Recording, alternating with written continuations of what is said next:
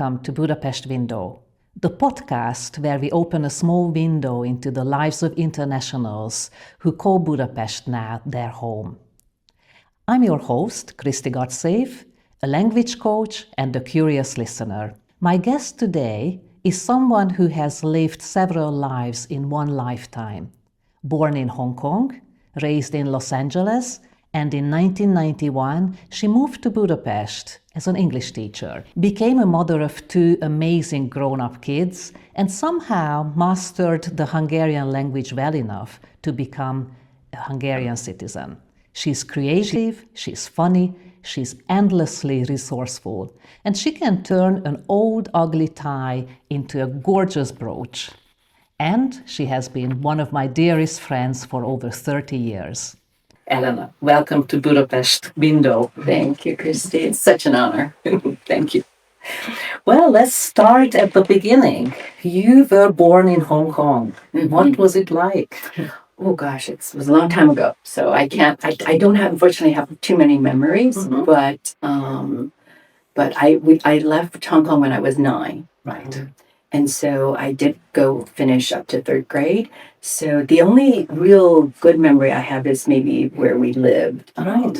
And we lived on the 19th floor of a 20-story apartment building, wow. A flat building. And so it's always funny to me when Americans see the blocks of flats here in Budapest, and they just go crazy that it's 10 floors. No, we lived in the 19th floor, and most of the flats in Hong Kong are like 30, 40, 50 stories high. So this is 10 floors is nothing. Yeah. So do you have any brothers or sisters? I have one older sister, and I have 2 younger sisters. So we're 4 girls. Right. Okay. And so how was it in LA, growing up in LA? Well, that was the next chapter, right? My parents just one day told us we were going to immigrate or we were going to move to the States, and so we packed our bags and we left. And I have to say I love growing up in LA was great, especially in the 80s. Right. We have the great music and the big hair and the broad shoulder pads. So it was a good time, and the world maybe wasn't as crazy as it might be now. So I think it was really the best time. I love it's still, for me, LA is still home because my family still live there. So yeah, I think that people could say all they want about traffic, about the air quality, violence, earthquakes, but the weather you can't beat right. year-round yes. in Los Angeles. Yeah. So how often do you travel back home? When my children were young, we used to go almost every summer. Mm-hmm. We would spend, anywhere from 3-4 weeks to maybe even half the summer there, because for a long time my kids were the only children in the family, so they were the only grandchildren. Right. So I wanted my parents to see them. So we traveled back quite often in the summer when there wasn't school, up until COVID. Sure. Yes. Yeah. And then 1991, Hungary. What made you move here? Well, right. Okay. I was born in Hong Kong. That's obviously was not my own choice. Right. We moved to Los Angeles. That also was not my own choice because my parents decided for our family. But coming to Hungary was my choice. And it was a very interesting time in the history of Hungary itself, because sure. It was after the fall of communism, and the need was that, they didn't want to learn Russian anymore, and everybody wanted to learn English, and there just wasn't enough qualified teachers. So there was an opportunity that opened up, and I came with a Christian organization that trained teachers to go abroad. They were going to China, and then Hungary was the first group wave of teachers, and I came with the 2nd-year group. There was 60 of us. Wow. It was I am a Christian, I am a believer, and so it was very clear to me. I had finished university in 1990, and I worked for a year. I had a very good job for first year out of uni, and I just felt like that's what I needed to do. So the organization trained us, and I arrived August 22nd, 1991. Amazing. Yeah.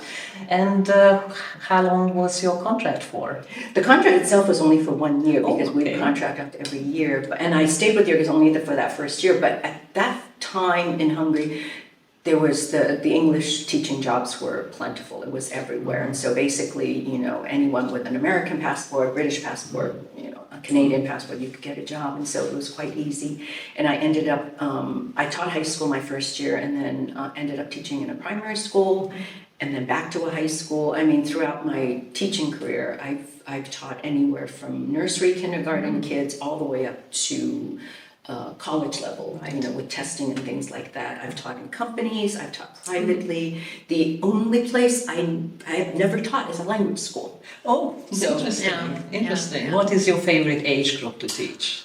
Well, back in the day, it really was more high school because I was closer to the age group. I was really here. I was looking for more opportunities to do more like missionary work with the young people.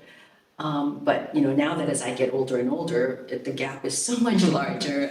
It's more adults and more women, mainly a lot of women's work. But I think there's a challenge in every age. It's really fun. I've had some really good experiences. I think I taught at some really good places that hone my skills, and that I enjoy building relationships with the students and colleagues. I think that my favorite, though, is always maybe a bit higher level, because to be honest, I don't like teaching grammar. Right. And so I prefer conversations. Right. And so that, for me, it opens up so many doors. It helps me get into people's lives, and I get to, I'm a fairly curious listener myself, like you. And so it's really nice to be able to through language learning, through English, that you can talk about your lives and what you're interested in, or what you do, and it's easier when the level is a little bit higher. So my preference is not so much age, but I think level. Right. So anything above intermediate is sort of more where my heart is. Right. Now back to your arrival in 1991. Do you remember your first impression of Budapest? Oh, Hungary was a very different place. I have lots of stories, lots of memories.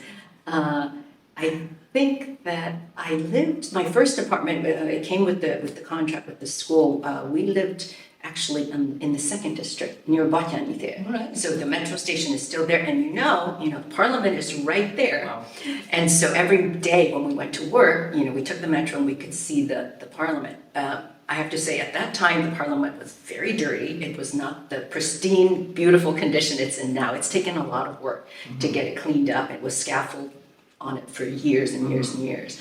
But then it was an impressive building. It's still an impressive building today, especially now that it's all cleaned up and all fixed up. So that is always, you can never get tired of that, I think, sight. And also just having a river. I think any city with a river has it's an added something.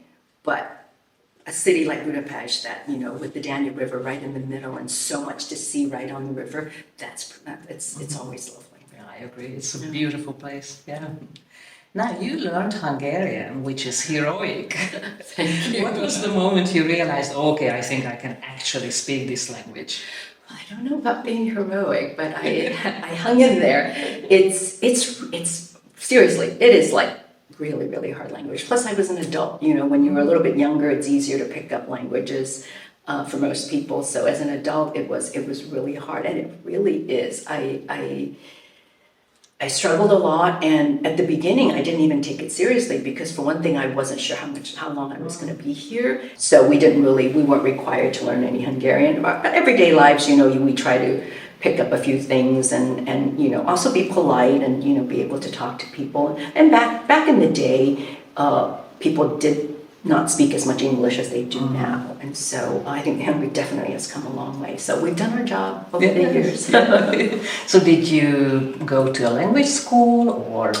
I think I had a private teacher for a while. I had lots of books, but I always say, even though language learning is difficult, some people have better skills and better talents than others, but it's just about putting in the work and practicing. Just practicing. So I live here. Yes. I have live practice every day. I think a lot depends on, your surroundings. If you're hanging around a lot of Americans, obviously it doesn't improve as well. So I started going to a Hungarian church that didn't have translation, and so it kind of forced me into that, and just sort of plugging away at it. And like I said, I think it's just about putting down your ego and your fears, and then just practice, just speak, because you live in this country, you have absolute practical things every single day.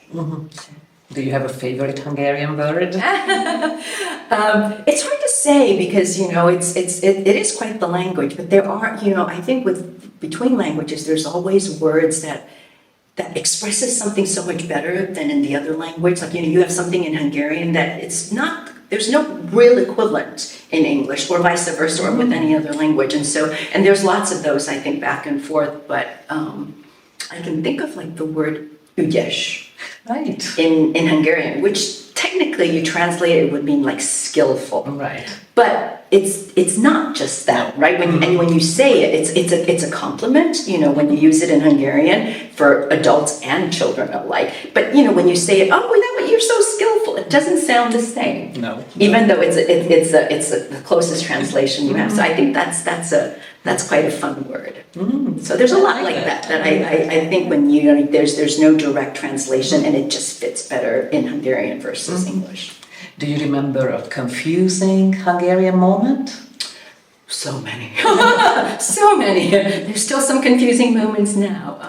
But I don't know. Not so much confusing, maybe a little bit embarrassing, nerve-wracking. The first year, we didn't take learning Hungarian seriously, but I think we wanted to learn some words, get by, go to the store, really at least say hello, whatever. And I remember, back in the day, we still sent letters and postcards home. We don't do as much of that now. I remember, yes. And so you had to buy stamps, right? Yes. Everybody remember what stamps are. Yeah. And so I had my little phrase book, and I was getting all ready to send my letters, back home to the States. And I was so proud, I thought I would just tell her, I want to buy whatever stamps. And I thought I had pronounced it correctly. It was in my phrase book. And I know now that maybe she really wasn't yelling at me, but I think when it always seems like they're yelling at you when they do it in a foreign language. And then, there's the line was backing up, was already, I'm holding up the line, and I just wasn't getting my request through. And then I just got so embarrassed, I just took my letters and left. And I think that traumatized me. So for at least a year, I never went back to ask to buy stamps. I just brought my letters, put it down. She knew what to do, and then I just, gave her money, and she gave me change. I never tried buying stamps ever again for over a year. Yeah. Can you think of any major cultural differences between America and Hungary? Oh, I think there's lots. I think it's the pace of life, and I think just history is very, very different. Just to make a comparison, I think back in the day people were a little bit more closed in terms of, I remember when we would be teaching, where Americans would go, let's have a discussion, tell us your opinion about this, or debate this, or, things like that. But we found that, a lot of Hungarians weren't, first of all, that's not their teaching methodology. It's not like they don't really care for the students' opinions, really. They just want you to sort of, know the information, or, know the dates, or, certain facts. So we found discussion groups were a little hard going at the beginning. And then when we spoke with more adults, even colleagues, that wanted to practice English with us, and you asked them more personal things, and I think some of them were a little bit hesitant because of the history of, they didn't know who was listening, who would, you need to be careful what you say, you close your windows, when you have so I think that was certainly that part in the beginning. I think it's a little less so now. People are more free. Obviously, they know they live in a democracy. It's not quite, the same. So, and people are much more vocal now with their opinions, and obviously we now have social media platforms, and everybody's got their opinions, so. True, yes. Okay, so you are one of the most creative people I know. Thank you. Where did that come from? I don't really know, because I'm glad you said creative, because I'm certainly not artistic, because I can't really paint or draw or anything like that. I've always had I think I've always appreciated aesthetics. I enjoy it. I like colors. I like patterns. I like things to match. I like symmetry, or asymmetry, but that would have to be direct. So there's a lot of things that, and I think also that I like solving problems. If there's a problem, my instinct obviously is to solve it and in the best way possible. And so sometimes you would have to, think outside of the box. And so I think that that's just part of my personality. My father was a jeweler. He didn't design jewelry, but he made beautiful things out of gold. And so, I think that there's some of that. My children are probably a lot more creative and artistic than I am, or maybe it's inherited. They're both more artistic. My son draws quite well, always has. My daughter paints really well, I think, and they have very, very artistic sensibilities. Photography, telling stories and decorating, so things like that. So, beautiful. yeah. Love your rings, by the way. Yeah, that's part of me. Gorgeous. Yeah, it's part of you, definitely. Now, you have this amazing refashioning skills. Please tell us about it. Well, thank you. I don't own the whole refashioning concept. It's been around for a long time. People are always, making the most out of, I guess, their clothing. But I think for me, the whole refashioning concept has to do a lot more with perspective versus actual clothing, changing up a piece of clothing, although that's also very exciting. But I'm a visual learner, and so for me, the more that I can see, and on top of that, things that I can touch, smell and feel, it reinforces the concept or reinforces the perspective in me. And through refashioning, I it must be over 10 years ago now, that I was just looking around on the internet, and I happened to find this blogger, the Refashionista. And she just blew me away with her. She did actually do refashioning. So she would buy clothes from a secondhand store and would make it into something so beautiful. But the way she did it was the whole idea of it. I couldn't get enough, because there's always a before and an after picture. And that's always something that really holds everybody's attention, right? Something you can see, that you literally see what it looked like before and how it was after. And if you didn't know the before, you may never have been imagining that, or the after. You would never imagine that this could turn into that. And I think behind that, so not just in a piece of clothing, behind that, the whole concept of that change in perspective. Going, okay, but everybody only sees this, but somebody has the insight, has the creativity, has the courage, the inspiration to see beyond. To see beyond what is there. And so that really spoke to me about just life even. So I took a lot, like a life lesson from that, more like an object lesson of, wow, how, especially nowadays, we're all inundated with body image,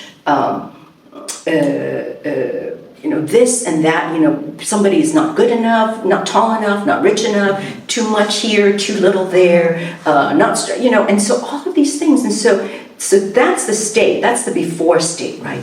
But do we have the fortitude or the insight, this refashioning concept of going, I need to change my perspective. It may look like this, but it doesn't have to stay like this. I can find a solution. So you look beyond. So in a refashioning sense, you have a design thing of looking at it, going, okay, well, I'll just cut here, or I'll dye this, into a different color, or I move this here, or just make it smaller, bigger, or move it around, and you have a new piece of clothing that's wearable, beautiful, fits you, and you would never imagine that that's what it would come from. So for me, it's such an exciting concept, it's something visible and tangible that you can hang on to. It's like a hook that I can say, yes, I could change my perspective.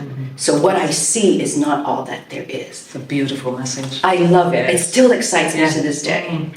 And I remember, probably my favorite is the ugly tie from the 70s and 80s, and I remember when you were collecting these. Should I show you? I did bring it. Oh, I would love that, yes. Yeah. So, I mean, again, I'm just repeating myself in terms of, I do call it the ugly tie concept because I brought this tie, right? This happens to be a new tie. And you can do this with an old tie, leftover ties, things that, nobody wants to do. So, I mean, a men's tie, I can't really judge, but to me, this is pretty ugly. It's not really, something that anybody, I don't know if your husband would wear or anybody else. But so does it remain an ugly tie, right? Ugly tie, ugly tie. And so for most people, it just stays an ugly tie. They may not wear it, they put it away, they pass it on, or throw it out most of the time. But if somebody was to say, I can make this, oh wow, that's the same time, right? I put it here, I put it on my bag, It becomes, this is a brooch. Beautiful. And it's the same tie. So, ugly tie, or ugly tie. It's really this, so this shift, right? This is a visual, touchable reminder for me to say that things can change, things can look better. It's perspective and putting in some work. It takes a little bit of work to get from here to here, but once you see it, so that's the thing. When you see it, you can't unsee it, and I hope that's something that keeps. Every chance I get, I've done this a lot at women's conferences. I've done workshops on this with other objects as well, not just ties. But this seems to be quite powerful and quite visually impactful because you can really see the difference right away. And so to get that across, and so it excites me, because it's a wonderful way to look at life differently. You need to make that shift in perspective. It's very inspiring. Yes, you organized so many women's conferences over the years. What was your favorite fun activity you ever created? Oh, I never like to take, I'll take credit where it's due, but I think very few things that are actually that unique. I think we all get inspirations from other people and other things, and I get inspired quite easily. So, I've done several workshops where it's called Story Rope. And I came across it. It's actually an art therapy type of activity. And I've been able to sort of tweak it to kind of make it work for this context, maybe for this country, or for whatever parameters I have for the conference or for a workshop. And it's just basically dealing with, I have strips of material, different clothing, leftover, whatever. They have different colors, different patterns on it. And it's a way to have women, we come together and you talk about your life. I asked the ladies to take out maybe 10 pieces and talk about maybe you can choose your entire life, a special period in your life, and using that as like a prop to get started. Because sometimes, especially when it's easier to talk to a friend that you've known forever. We only have to say a few things and we understand each other. For strangers, sometimes it's really difficult to talk about your life other than where I was born, what I do. And so, but it's amazing. Time and time again, I've been really amazed at how just a piece of cloth, with some dogs on it.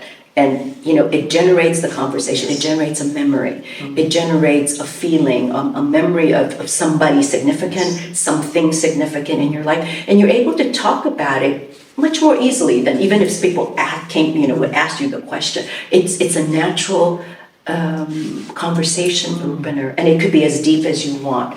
It does start out as a trauma therapy for women in, I think, in the subcontinent, maybe in Africa, where they've gone through serious trauma, serious abuse, and it's difficult for them to talk about it. So they have found it was first designed to do that, so kind of brings out so that they can talk a little bit about their trauma. So there's a lot of ways to do it, and I've always been very, very happy. I've always very excited to hear the stories, and it's always interesting to me what one tiny piece of cloth. So anything so simple that can bring out, such amazing things. That's also really inspiring. We don't have to go very deep or very expensive things or very complicated kinds of things. The simplest things just brings out, I think, the most significant things in our lives. But as you said, it can be very healing, inspiring, and just beautiful as ladies connect. Yeah, it's a great connecting tool. It's beautiful. Yeah. Before we continue, here's a quick word about our sponsor. Budapest Window is supported by LCCI Hungary, the accredited business English language exam that puts real communication at the center. What truly sets LCCI apart is the atmosphere. Examiners are friendly and kind and genuinely committed to helping candidates feel at ease so they can show their best. If you would like to explore an examination experience that is both professional and human, please visit lcci.hu. Okay, so you raised 2 kids here. What was that like in the 90s and 2000s? Well, 2000s, because they were born 2001, 2003. Well, I think that I will always be grateful that we, in the end, always just, it was talk about moving to the States, but it never happened. And so I was married to a Hungarian, and but we, for work and for other purposes, we just stayed here. And I was really, really glad because to this day, I still find Hungary to be a very safe country. I think I'm very open-minded, but I have very conservative views about life. And so the liberalism in the States has bothered me for some time. And so I was really glad that for a while it felt like it was still a little bit of a bubble, and my kids sort of grew up maybe just a little bit before all of this internet, all of this social media, so they were a little bit safe from that, so we didn't have to deal with that as much. But by the time they moved into their teens, it was already becoming a phenomenon. And and I always, maybe back in the day, now it might be very different. I think I'm not pleased with any curriculum I see really anywhere in the world, but I still hold to the thing that I think the average 18-year-old that graduates in Hungary probably know a little bit more than the average 18-year-old that graduates from the state, just in terms of geography, world history, literature, so many other things, and so. But again, it was what happened. I don't think we made like a very conscious decision to do that, but I'm very glad. So Elena, your daughter is a psychologist now. She will be a psychologist in a year. She's finishing her master's. She has 1 more year left. Okay, so where does she study? She studies in Page. Well, that's a good university. Her undergrad was also there. She graduated last year and she went right back to do her master's. Oh, that's really cool. What do you admire most about her? Oh, well, she's very, I think once she decides on something, like sets a goal for herself, she really goes 100, 110%. And I think I've always really admired that and loved that about her. The most recent example is the 3D printing. Okay. She's been doing it for the last 5 years. She learned it on her own, and she just produces amazing things. She can fix the printer if she needs to. She's looking into, what materials is needed and, checking files. She's made her own costumes. She's gone to Comic-Con. And so there's a lot of creativity. So again, that speaks to my heart. But just to see her using it in that way and really all on her own, like nobody else in the family knows what to do. We're always just like, mouth open whenever, she take something out of the printer. Yeah, that's amazing. And some practical things. She's also, printed, little tiny side business because, she's trying to, but I think she's just really, really amazing about that. So I admire her tenacity and just her getting through something, even though it's really difficult. But once I think she has it in her mind to learn it, to get to it, she gets it done. So. It's beautiful. And your son is a film producer, which is amazing. Yeah, producer, writer, director. That's where his heart is. And he's been doing that for quite a few years. And he's very, he's known for a long time. He's 24, but he's known for quite a few years that this is what he wants to do. And that's what he's been, involved in. So. Fascinating. And as I recall, he got several international awards. Well, a lot of film festivals, Right. especially since COVID, a lot of the film festival has gone online, so it makes it easier a lot to enter. And he's done quite a few, and it's done, like I said, done really well. I mean, we're still waiting for the big ones, like Cannes and all those places. But I think it's exciting to get the recognition from, and it's an amazing industry. Yes. So, and it's worldwide, and so people always appreciate a good story, a good film. So. I think it's an encouragement for him, certainly, and it's fun. We've gone to some local festivals, award things, and it's fun. Yes, wonderful. And you acted in some of the films. Oh wow, yes. Well, I try to be active as a producer, caterer, whatever I can to help as a son, but also I think in a creative endeavor, again, that it's very exciting. I'm interested in telling a good story. Always been interested in films, not watching it. But so yeah, it's good that sometimes we can talk about it from a business perspective or, from a creative perspective and just, bounce ideas back and forth. But I think he's doing really well. Great, I am very proud. Great. What role did you play in one of the Krav films, wasn't it? Yes. I was a mafia boss. Oh, cool. So, yes, very tough. So my inner mafia boss came out. Right. And Krav Maga is associated with your family. Those early films, yes, because those were probably the bigger projects that he started with. And it was partly because of a little bit of promotions and awareness of, what Krav Maga is. Making it into a story so you can see it in action, and it's make it a little bit more cinematic maybe.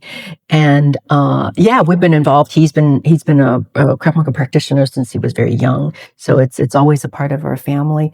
And so it's a very, very, very, very interesting film because, obviously he wrote a story around it and, got it done. And I'm just always amazed at where the technology is, how you can make films. I mean, he's not making films on his iPhone, obviously, but just the equipment that's available, the digital, he's literally just, putting things together, in his room or in the living room. Amazing. And working with people across the world, just sending digital files. You never meet and you just send digital files back and forth. So it's an exciting time, that's the real props to the digital age, I think. Wonderful. Yes, of course, I started Krav Maga in 2015 because you inspired me to do that. Yeah. And I've done it for a good few years. Yeah, it's just great. I always think that, you might as well, we need the exercise, right? The workout to do but you might as well, if you're spending the time, the energy, and the money, you might as well learn something that could help you or protect you in a pinch. How would you explain to our viewers, those who don't know about Krav Maga, what is it?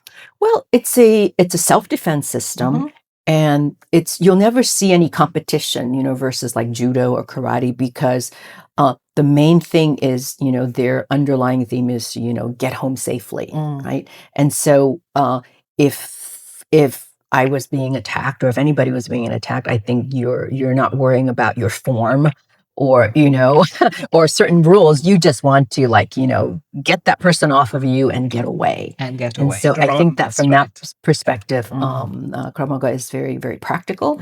And I think the way the system is built and the way the trainings are set up, where you're very more like hands-on, and you're sort of building muscle memories, and you're making the fewest moves in the smallest amount of time. So you're trying to get home safe. You're trying to get away from this dangerous situation. Yes, and of course the philosophy behind it, to be more aware and not walk home in the dark with your mobile phone on. Yeah, so I think there's a lot of and just I think any good self-defense classes, and Krav Maga certainly is not the only one, but I think if anybody is looking for a good, the main thing is it's not always obviously about fighting.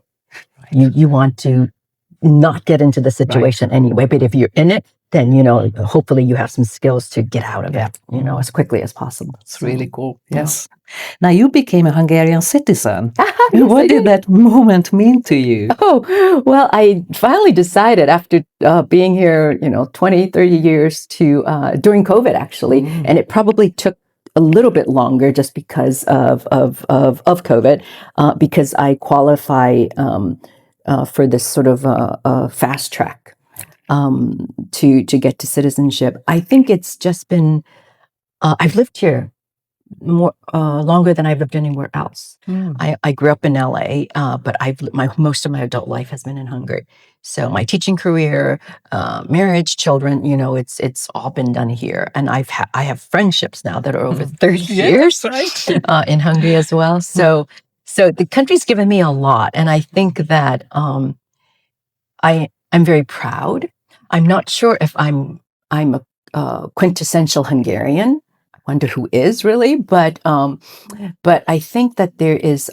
It's a very unique country, very unique culture with a very unique language. All its own, and we're sitting smack in the middle of Europe, and still here. Yes. And so for me, it's just always been. I'm now identifying with the people. I always tell this story that after the fall of the Soviet Union, and the Hungarians could choose their own holidays, right? They don't want any of the Soviet holidays anymore. And they chose March 15th and October 23rd for national holidays. Right. Now, those were respectively revolutions against the Habsburgs and against the Soviets in 1956. Well, they lost both of those revolutions, and quite badly, right? I mean, I come from America, and we celebrate the 4th of July because we beat the British. We won that revolution. And so when you say they're celebrating failed revolutions, what's that all about? Yeah. But when you think about it, I think they want to remember what happened. That's part of their identity. They want to celebrate the spirit of fighting and freedom, even though they didn't succeed. So that to me has always says something about the resiliency, I think, of this nation and this culture and this people. And so, I'm now a citizen of it. And so I hope to borrow some of that maybe resiliency as well. And it's really been quite a journey. So I'm happy to be here. This is home too. This is my home. It's beautiful. So, yeah. But you're a world traveler also. So what are your top 3 destinations? Too many. No. It's a real, so another blessing of living in Hungary is we're right in the middle of Europe. So easily, you can get to places either by flying, train, or by car.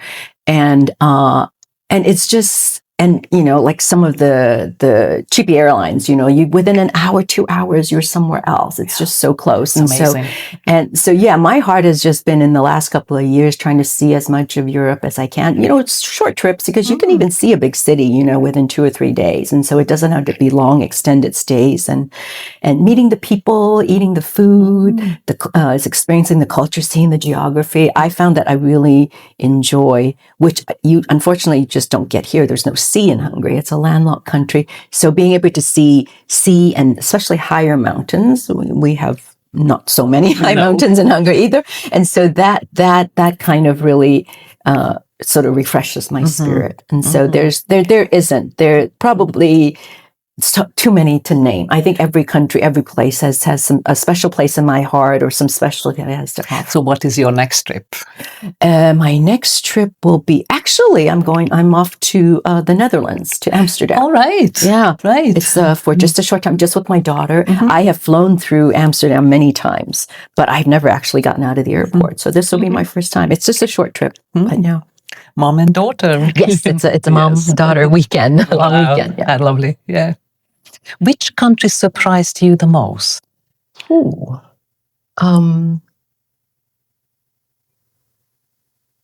Maybe Albania. Okay. Recently, I would think, because I was there just within the last 2 years, and it's a beautiful country. The coast is lovely, but I think given more time, I think it'll be more developed. It's not quite, I think, to the standards of. It's just an interesting country for me because there's still so many contrasts, economically and socially. With the way things are going. You would think that it's a country in Europe, and it would be more than what it is. I don't know, maybe within the last 2 years, some things have happened. And so, but yeah, it's a lovely country. Just not your typical European country for sure. What's one travel disaster that you can laugh about now? Last year, when the whole crowdsource strike thing happened, I was with my son. We were supposed to come back from Milan, and we were stuck. We spent the night at the airport with thousands of people, and eventually, and nobody knew what to do. They couldn't even help you, right? I mean, it made no sense to even be angry at the airline people because they couldn't even turn on their computers, you know, to see if they could offer any help. And so we ended up taking the train home. Oh, wow. Actually, several trains. It took us 6 trains before we got home. It added like another 12, at least 12, 14. Well, we spent the night at the airport and then got back and took 4 trains till we got home. Unbelievable. So it was, but we always reminded ourselves, you know, we were safe. We added in some extra stops where it was lovely. Innsbruck is beautiful, and Verona, you know, all these places. And you know, we always got to see.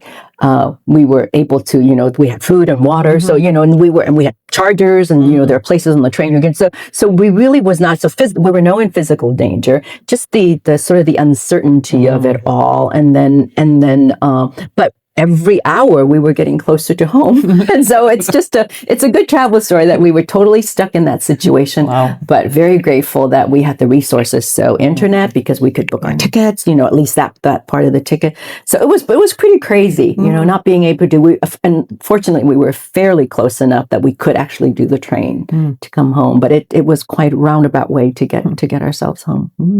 Finally, if you could be teleported anywhere in the world tonight, where would you go? Well, this has become one of my favorite places, and it surprised me a little bit. I probably could answer that with a surprise. How really beautiful the French Riviera is. Wow. People say stuff about it, but it really is quite beautiful. And there's a especially to my heart. There's a place in between Nice and Monaco. It's called Aze. It's probably one of the most beautiful places I've ever seen. And I would go there in a heartbeat. Wow. Sit out because it's the sea, and then there's mountains, and I could just drink a coffee there forever. Sounds wonderful. No, it's beautiful. It's a beautiful place. Okay, now it's time for our quick fire fun round, where I'm going to read 15 fun questions. Okay. And you will need to give a short answer. Okay. Okay, are you ready? Yes. Okay. Buda or Pest? Oh, I can't decide. Both. Okay. Thermal bath or cafe? Cafe. Favorite Hungarian word? I don't have one, but I did mention earlier that I like the word ügyes. Right, that's a cool answer. Your go-to comfort food? Potato chips. Ooh. Refashion a curtain or refashion a hat? A curtain. More material to work with. LA sunshine or Budapest seasons? Oh, I don't do well in the winter, so the sun, LA. Cooking at home or eating out? Eat both. I love cooking. I love being cooked for. Right. Would you rather organize a conference or teach a class? Oh, I don't know. It would be dependent on, you know, what students I've got, you know, what's the audience. But maybe organizing is more my thing, probably. So, yeah, organize a conference. Favorite Budapest smell? I can think of 2. Lilac in May. Yes. And mulled wine during the Advent season, walking around the Advent markets. Oh, amazing. Fantastic, yes. Can I add one? Oh, chimney cake. The cinnamon. Also good, yes. Oh, yes. Favorite Budapest sound? Sound. I think I do like it when the church bells go off. Beautiful. You know, yeah. Most unusual thing you've ever refashioned? I've since given it away, but and again, it's not my own idea, but there are those Nespresso coffee pods, the aluminum ones, that you can make amazing things. Look on Pinterest, but I've done like earrings out of those and necklaces out of those. Amazing. And so, yeah, because they're colorful and they're just aluminum, and so they're very easy to work with, so yes. Tram or metro? Tram, I like being above ground. Yeah. Morning person or night owl? I'm a night owl. Would you rather travel for a year or stay home and create for a year? At this point in my life, probably travel for a year. I would love that, yeah. And final question, one object in your home that tells your story? I think my fireplace. Because I love a good fire. And it's always amazing to me how things burn, how wood burns, and I can look at it all day. And I think that it's part of, and you never know, sometimes you put in more and then, more comes out of it. And sometimes when it's just the embers, it's got the warmth is already there. And so I think in a way it's very, it's predictable, but it's also unpredictable. And I think that says a lot about my life. Okay, thank you. Before we wrap up, we have one last tradition here on Budapest Window. It's something that connects all our guests, even the ones who never met. We call it the message chain. Okay. So each guest leaves a short message or tip for the next person. Elena, this is the message waiting for you from the previous guest. So please read it. Okay. Can I do it without my glasses? Oh, take time to notice the small beauties of Budapest. They appear when you slow down. Oh, I agree. Thank you. That will be your message for the next guest. All right. This is our window box. We are going to put this in. Wonderful. Okay. Elena, thank you for being here today. Thank you for your honesty. Thank you for your stories and the light you brought into our conversations. It's been a privilege and joy to sit with you and listen to you. Thank you. And to everyone listening, thank you for spending time with us today. I hope today brought you a spark of joy, some warmth, and just the feeling that you are not alone in this big, beautiful city. We will be back with another story, another window into Budapest, and another voice to welcome to our circle. Until then, goodbye.